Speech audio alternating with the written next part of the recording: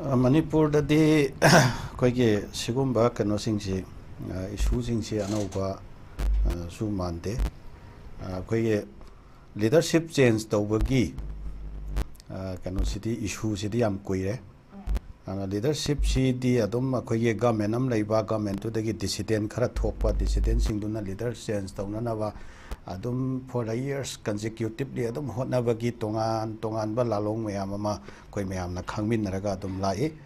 mamang da leramba hujik leriba government sigi matam da su thoi leadership change tawna na ba mamang da leramba government sing da su leader change tawna na si sahi manga se sule lep na de koi state sida leriba kanu sing si MLA sing si minister sing si haba tare ko minister oi bana khara chawba portfolio pambai ra natraga CM post pambagira adagi amu MLA singchina amuka minister phangau da bam khaise minister phangau hek sarkar semba nongat baga minister phangau da MLA ma khaise kem toba moi sungat na ba moi group semna bagi khona bagi pau si khoi dum loi tanaraga dum lai ado 2023 gi me gi tang ohum dagi manipur se no ba yamna volatile loiba yam turmoil loiba situation amada khoi lakhre ado lakhiba matam sidagi di akoi anauba political situation ama akoi lakhre manipur da akoi narrative ani khak thorai amana akoi honorable hauji ki chief minister biren se masi akoi gi manipur gi future ni mana toriba thabak sing se akoi gi future ga mari leina ba future kannana ba tawba thabak sing ni habama aduga topa nakal amada lakpa narrative sina mahak sina toriba conduct se masina akoi gi manipur sida leiriba situation si yo purakpani adana mahaki leadership se change tawgadabni haiba adugi mindset tama sige ani sige marak sirai sida koi kai gum matam da hek masi wa se hek koi gi public domain da hek lakpa yawe adu madugi mayam do loin thamakan da handaki koi hafta ama hai tare week ama sida thokriba koi gi political scenario haiba tare development hai sira karino masi akoi sira topic ta yoriba political drama haibase si sapchaba dum drama haibi yai ko nasa tawriba mong se koi sum observation tawba drama na dum haibi yai na khalleba ko dum haibi yai ado koi gi october ge tang 35 da haiba tare akoi MLA singi marakta koi manipur da leriba koi gi kanu singsi MLA humpu se 60 MLA se masina naga gi MLA ni masina kuki gi MLA ni masina maitai gi MLA ni masina pangan gi MLA ni hairaga makoi se vote karakpadi oiram moyena khalleba ko akoi particular region amagi constituency amagi area da mai magi kanu to da vote karak po oiram ngane ba ko ado haujikti kariyena amuk lai hakana ruling party amasung magi alliance haigadra BJP and its allies haigadra adu da yauriba adumba kanogi nagada belongs to one naga community that belongs to ba kuki community that belongs to one maite community that belongs to ba adu jingdogi maraktagi khangatlaga aduma mioi singdu kaubana koigi union home ministry na notice tharaga kauba aduga phaminaba matamdana political party amagi BJP party gi ko North East in charge puba sambet patrana preside toraga phambak adugi wafam ama thole ebako na swaida lokhalai ba thong du da akoi yamna machu ta daba koi manipur da leriba koi ge kanglup phulop payam se loina mak inclusive oidaba adagi madu chithau ba kanglup singdu na pukning nagadra na roidra kai se kari amta concern oibi daba adugom bagi thong ama laga su state ki leriba leader singchina madu chitha nantha ba ma leirani madu phajada ba podam mami tani haina madu rejoinder thana dana khona dana regi recommendation pina khona dana madu corrective measures lo khatna du ba puning na dana bagi step to lobira bra ha so so tau taba adum ba that kind of akhoi gi kari hai tare talk haire akhoi inter community gi talk ama silibane haina tawe haire ado sirai report myam laknare akhoi kuki singi di separately unai punna unakhi te madu subject to confirmation ko adom bagi saga myam su thore then tongan unakhi bagi su lai aduga punna unakhi ha bagi information so dum lai matang se sida madu wa pham de am kuptha dabida next day da kamai tore ai kanda akhoi gi MLA taraga mapanna Bharat की prime minister दा leadership change तौबीरो हाइना हौजिकी त्रांगादा उनबा चटपदे यावखिबा MLA सिंगदु यावरगा मोइगी signature गा यावरगा minister सिंगा signature गा यावरे ना हारगा अदु prime minister Narendra Modi दा chief minister से सिंदोक पिरो हाइना मेमोरेंडम पीरे अदुगा मदुगी मेमोरेंडम दुदा करिगुम्बा सिंदबा तारगति मोइ एमएलए तरागा मापन से मसी रिजाइन तौनी हैब्रा मसी की पोट अमा हायरे मधु आज तक ता रिपोर्ट तौए हायरे दे देन अमुका अखोई सोशल मीडिया दे करी वायरल ओइनरे मणिपुरी मीडिया हाउसिंग दो वायरल ओइनरे अदु मतुंगदा चीफ मिनिस्टर की वा अमुक थोरे चीफ मिनिस्टर की वा दो मु कनोगा प्राइम मिनिस्टर का कंसीडर तौग्रे मु हाई रिजिग्नेशन एक्सेप्ट तौग्रे मु हाई देगी ngak leraga honorable chief minister na madudi tauba leite haina mu sengdor poi wa mu leina marak sida sign tauba yaw ba MLA sing du da mu hang matam dana madu ai khangde I don't know haire dagi amuka madu signature gi wafam bi hanga madu ai expert na te hai ba pop pirak poi wa le sigi mayam si yeng kan dani khoi drama ne se phajana musi drama mali hari ise ko adum matang sire sida अखोई observation दी political leader सिंह है बतारे political leader हायरगा अखोई की लेरिबा party की लीडर सिंह सिना अमुक खितंग तोंगाना थमगा पार्टी की फंक्शनियर्स मैम सिंह तोंगाना थमजरा कांदा अखोई वोट कारबा एमएलए मिनिस्टर मैम से मसी मोइगे माइंडसेट से मसी अमसु दुंगाई सुम अखोई लिसांग सिना सुम चथरकपसे खरगा खेनरगा सोबा खरगा मानब मोंग फुदुम लैयेबको अदुवा हंदकिसिना अमु मोंग अम तौरेबको सेसिदा मोइना मणिपुर लैरिबा प्रजा सिंगसिना वारिसे था 37 सिदा अखोइगे मियाम सिगी हिंगबगी थाकसे कराई यौखरे अरे लाइफ सिक्योरिटी सिना कदाई फाउगे थाक लैखरे अदुगा अखोइगे तुंगे फ्यूचर की जनरेशन से कमाइना तौगदोरी मसी याम सीरियसली कंसर्न ओइबिरगा अखोइ अमुक्तंगदी सेंटरना तौरीबा मागी मबुक शेपा अखोइगी मागी पॉलिसी प्रोग्राम मैम से मसी कमाइन तौरगा मसी फेस तौगदगे हाइबा सिगी तांकक्सिदा अखोइगी स्टेट सिदा लेरिबा पॉलिटिकल पार्टीज मैम सिगी यूनाइटेड एफर्ट अमा अदा अखोइगी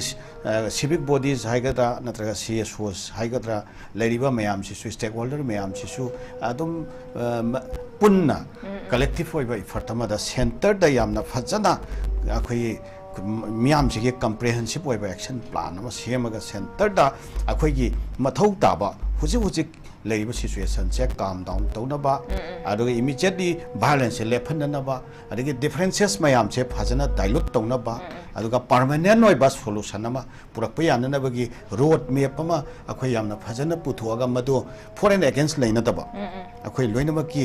कमन होइबा कलेक्टिव होइबा एफर्ट मोइना कांग्रेस होइगेरा बीजेपी होइगेरा ते पॉलिटिकल पार्टीज मैम सी यावबा सी कमन होइबा एफर्ट अमादा आउटंग सेंटर से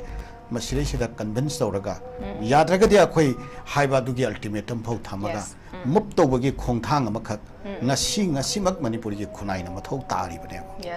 masigi thabak se ignore tawraga magi oiba puppet ki center ne hen na chanbina na ba puppet ki oiba khongthang si ri dum thangak ba uba haujik lai ba pot si su akhoi na chingnari ba se magi ate matam da nahan mamang da tawba khotpa di pham munna bagi kaidobagi mai magi chawning bagi koning bagi pham paining bagi koning bagi tawnari ba warangani haina dum khanarame ba दा हाउजिक थांगा इबा खोंथांग से मसी 1 day ahead ता कालुप अमगी लुसिंग busing उनरगा मथंगी नुमित्ता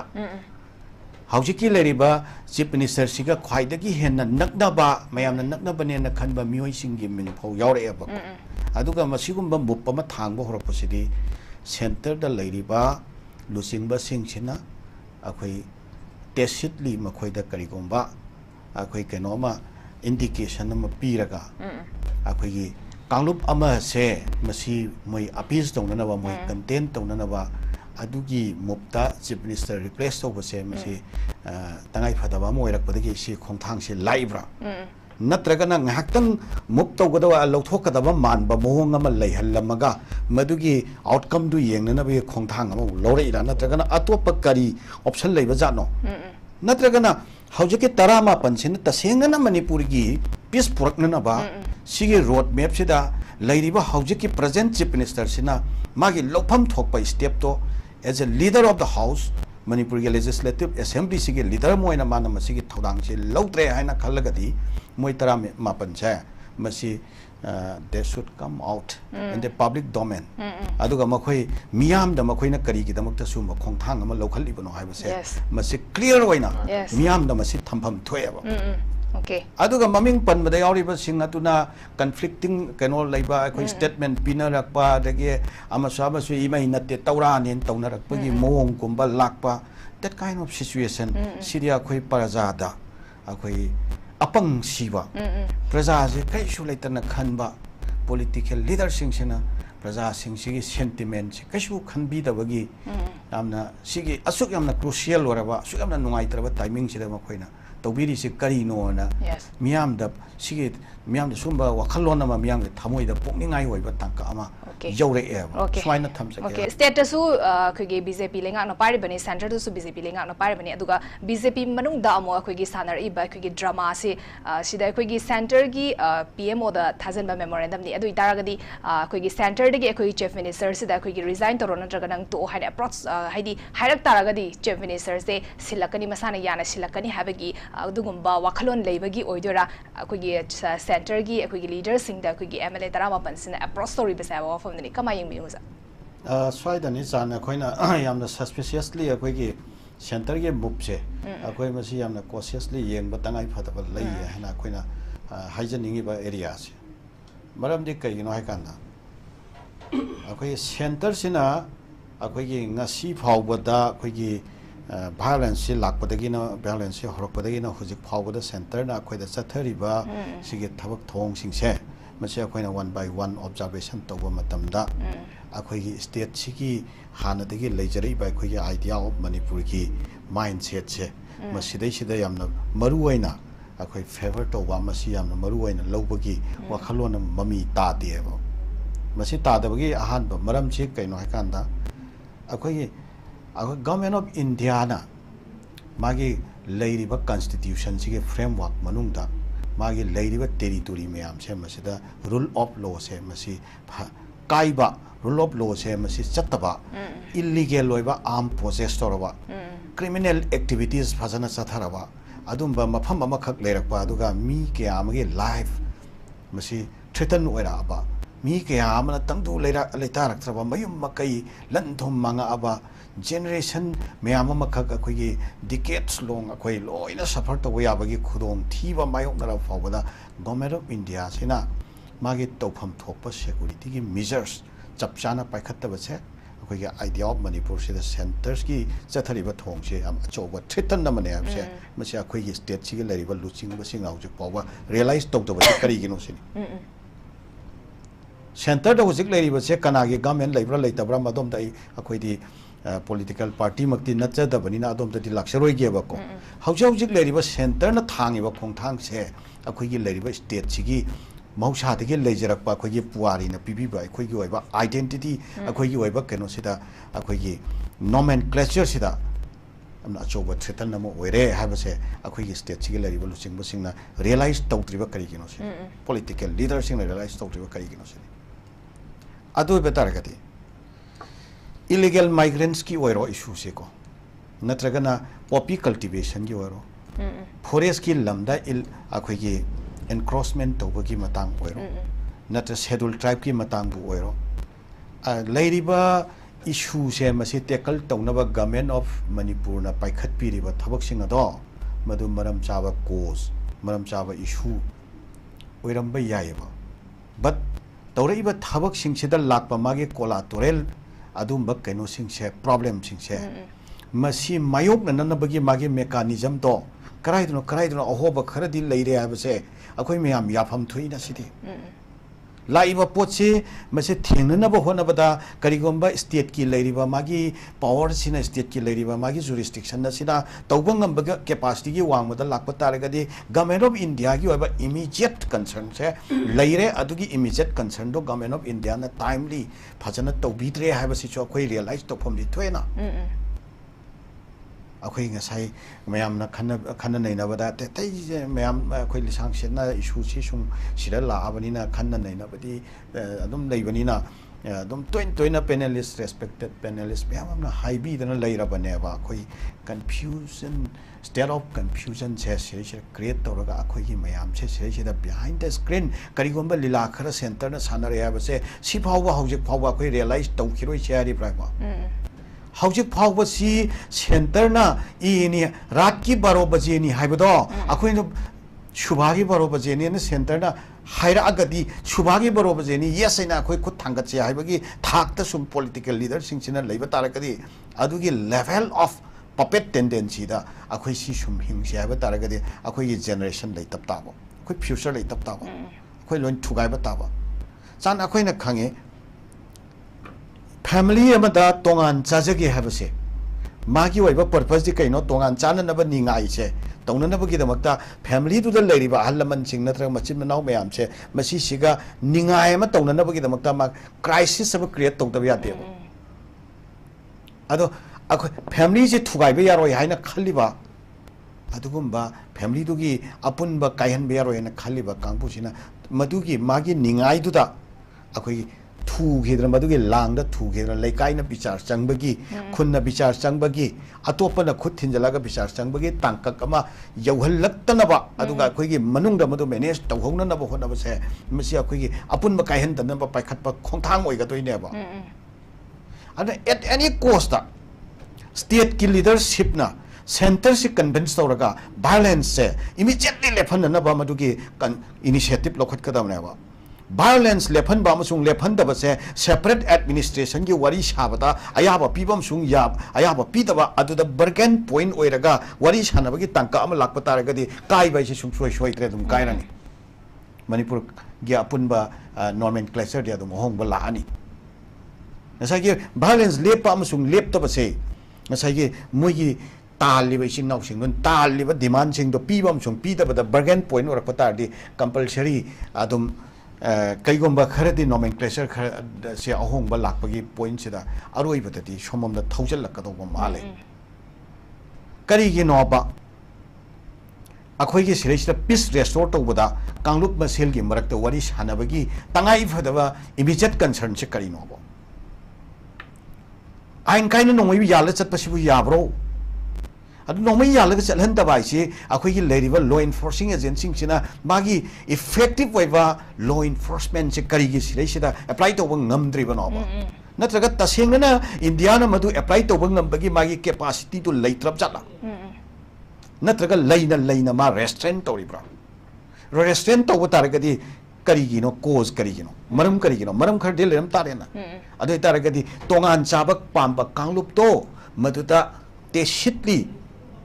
makhoi gi legitimacy ma pina na ba makhoi gi bargain point du yaurak na ba thawaina ma ki continuation che mana accept torga continuation che leihal libra hai ana hojik wari sanabagi tangkak amani haine hek initiate torubaga kainom hek torubaga अखोई नालमा ममांग दसु अखोई कनोदा सिलसर अमु फामिनै खमिनै त नोंगा बगा फामिनब the याव busing दुगी कनोदा अखोई मार gi कांगबु सिंग दुगी कनो तवे इरांग थोए खोले न तवे अदगी जिरिदा दम अनौबा इरांग अदम थोरे अदगी हंतक सु अमका असि अखोई मणिपुर gi अखोई ऑनरेबल चीफ मिनिस्टर ना शांति लेरे ने हे हाइबा खुदिंग gi कांगसुप त खंगदे संजम चिरांग द खंगदे कनोदा नारायण सेना द खंगदे कांगबाई द खंगदे न जिरिबाम द खंगदे kai da sunu da khangde adum makhone ta thoi handak chu amuk nahan phamin nei na tawbaga amuk nonga ngarang nahan akhoi margi akhoi kan volunteers akhoi group amana akhoi gi che thole akhoi gi maitai sing da thretan tawre maitai gi official sing kari kra ma government machinery jiribam da lebom khoi akhoi pung kun mari gi manung da jiribam town thadu haina thretan tawre ngasina muka akhoi series of violence me ama thorak pagi pot lai adu taragadi sigi pot se systematically sum akhoi gi pandam am khak phangnana bagi damakta sum violence bargain tongnana ba method amoina lamdam sida lai ba sigi lai ba pot se central government sina kari gi no ba si immediately si control to wangam dri si kari gi no ba si violence se hana control to matungda government ki leiriba magi administration do madu effective intensifying do adu sathabiyo ba aduga government se mathau phasana tawba ngamaloba aduga ahom subada praja gi marakta trust deficit leirido madu restore tawna bagi damakta people to people gi marakta restore tawna bagi damakta wari sana bagi thawak to ahum suba step to oina paikhat piyo ba khoina suggest tawning base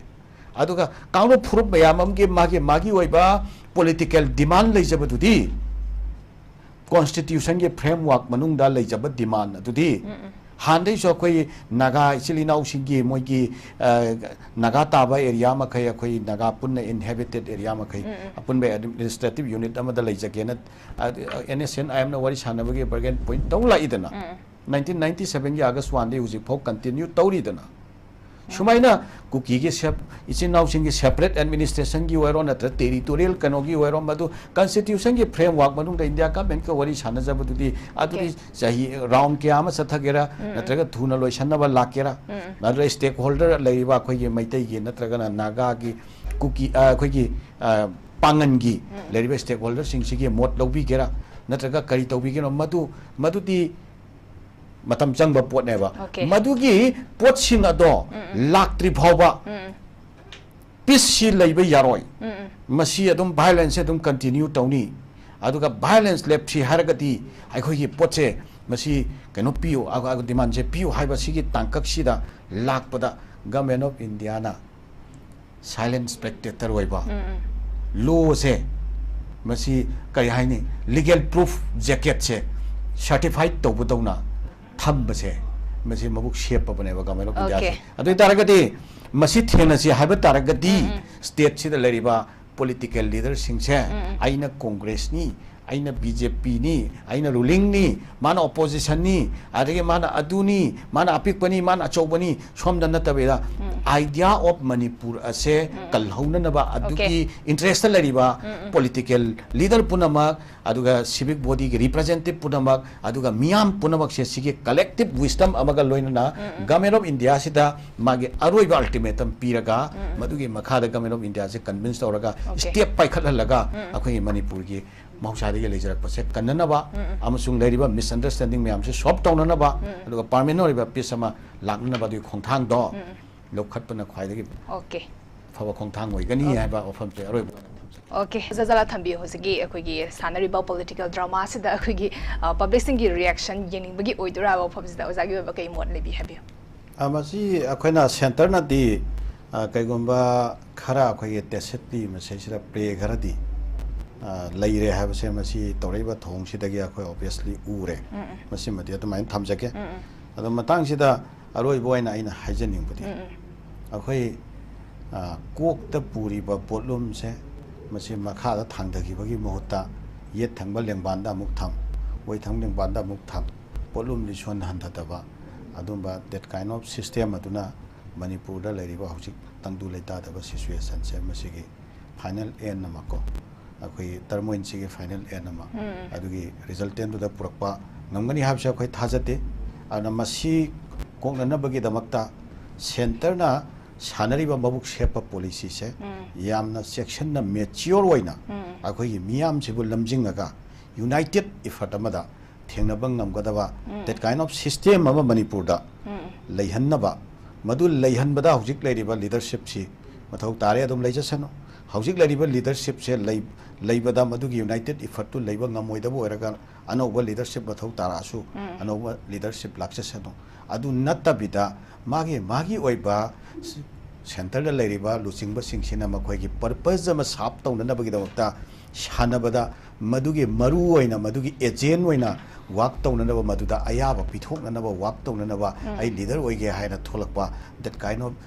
leadership ki tasal haiba tare magi game of thrones masi akhoi state sigi people na tungi oina kana ningai oiba adugumba asa tawningai oiba adugumba tangka ma natte habase masi wafam se roi boina